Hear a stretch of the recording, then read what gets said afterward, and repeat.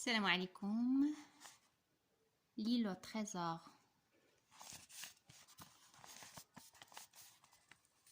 Le titre, encore la tache noire. Un moment plus tard, un des pirates rentre dans la maison. Il demande poliment s'il peut prendre la lampe. Silver ne répond pas. Il la prend et nous restons dans le noir. Les difficultés vont commencer. Jim, dit Silver. Je me lève et regarde par la petite fenêtre. Ils viennent, dis-je et je retourne à ma place. Laisse-les venir, petit, laisse-les venir. J'ai encore quelques bonnes idées. La porte s'ouvre et les 5 hommes apparaissent. Ils poussent l'un d'eux. Celui-ci avance lentement. La main droite fermée et tendue. Allons, approche, camarade, lui crie Silver. Je ne le mangerai pas. Donne-moi ça. Je sais ce qui doit se faire, moi. À ces mots, le pirate s'approche, met quelque chose dans la main de Silver et fait un saut en arrière vers ses camarades. Le cuisinier regarde ce qu'on lui a donné. La tache noire. J'en étais sûr, dit-il. Où avez-vous trouvé ce papier? Mais c'est très mal. Vous avez coupé une page d'une Bible. Imbécile, ça vous portera malheur. Ah, fait Morgan, c'est ce que j'avais dit. Vous serez tous pendus par votre faute. Qui avait une Bible? Dick. Eh bien, les 2 jours sont finis pour lui. Vous pouvez me croire. Tais-toi, John Silver, répond George Merry. Cet équipage t'a donné la tache noire. Retourne le papier et tu verras que tu n'es plus notre capitaine. Merci, George. Et c'est bien écrit. Non. Nom de Dieu, c'est toi qui as fait ça. Ma parole, tu veux devenir capitaine? Passe-moi du feu pour ma pipe en attendant. Assez, tu t'es trop souvent moqué de nous, Silver. Lève-toi de ce tonneau. Nous allons choisir quelqu'un à ta place. Les choses ne doivent pas se passer comme ça. Tu devrais le savoir. Je reste votre capitaine. Tant que ne m'avez pas dit pourquoi vous ne voulez plus de moi. Juste là, votre tache noire ne vaut rien, après nous verrons. Ah, répond George, c'est facile. Ah, répond George, c'est facile à dire. D'abord, tout a été mal sur le bateau, par ta faute. Ensuite, tu as laissé le docteur, le capitaine et Trelawney sortir d'ici. Je me demande encore pourquoi, troisièmement, tu ne nous as pas laissé les attaquer pendant qu'ils traversaient la forêt. Enfin, il y a ce garçon. Est-ce tout? Demande Silver.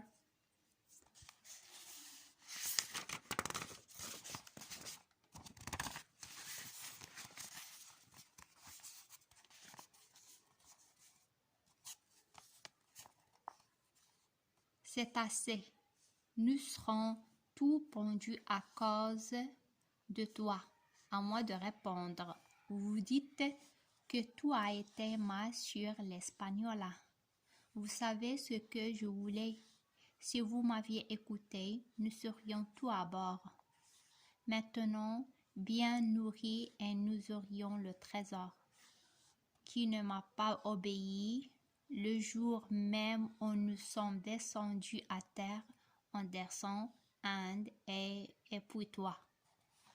Georges Méry, et tu veux maintenant me remplacer comme capitaine. Silver s'arrête. Je regarde les hommes et je vois qu'ils commencent à s'éloigner légèrement de Georges. C'est tout ce que j'ai à dire pour le bateau, reprend Long John, en s'essuyant le front, car il a parlé avec une force et faire trembler le fortin. Ah, je me demande pourquoi vos mères vous ont permis de monter sur un bateau. Vous ne sentez pas déjà la corde? Eh oui, nous en sommes là. Pour ce garçon, je vais vous expliquer. Si vous n'avez pas compris, nous le tenons et aussi longtemps. Qui sera avec nous? Nous pourrons discuter. Le docteur viendra soigner tous les jours. Toi, John, ta tête cassée et toi, Georges, ton œil malade. Tuez ce garçon, allons donc. Vous dites que j'ai eu tort de laisser les ennemis sortir d'ici, mais c'est vous qui me l'avez demandé.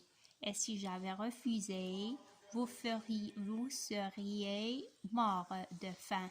Mais tout ce n'est rien. La vraie raison, la voilà, j'ai la carte.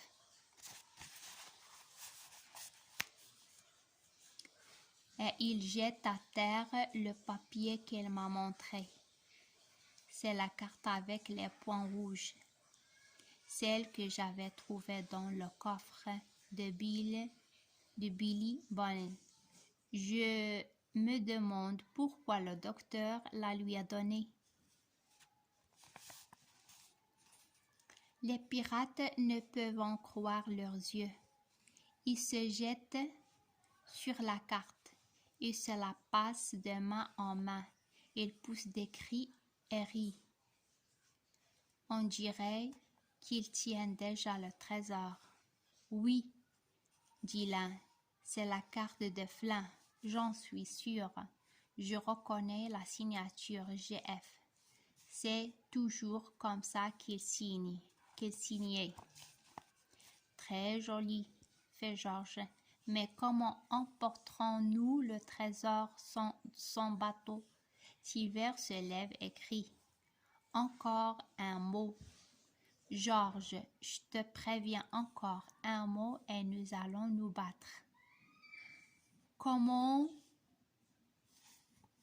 nous emporterons le trésor? Est-ce que je le sais? C'est à toi de me le dire, toi qui as perdu le bateau. Si tu ne peux pas me répondre, c'est qu'il n'y a pas plus d'idées dans ta tête que dans celle d'un insecte. Plus d'idées, mais tu peux au moins être poli et tu le seras. Georges Méry, as-tu compris? Silver a raison, fait le vieux Morgan. Vous avez perdu le bateau et moi j'ai trouvé le trésor. Maintenant, je vous laisse vous débrouiller seul. J'en ai assez. Prenez qui vous voulez pour capitaine. Silver, crie-t-il, vive Barbecue, vive le capitaine Barbecue.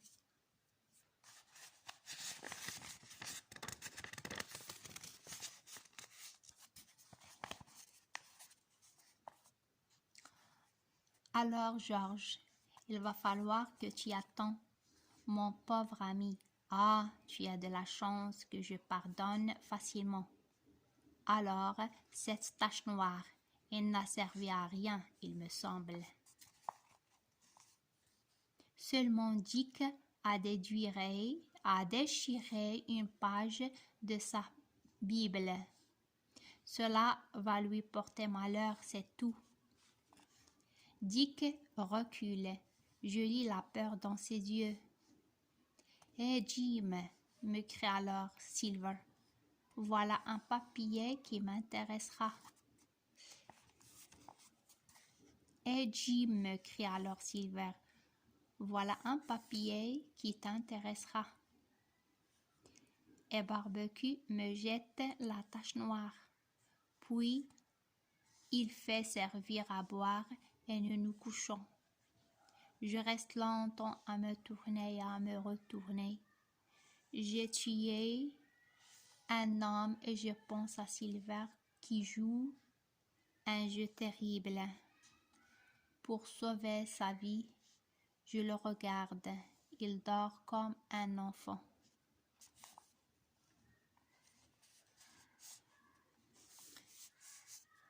Et à la prochaine, Inch'Allah. Salam alaikum wa rahmatullahi wa barakatuh.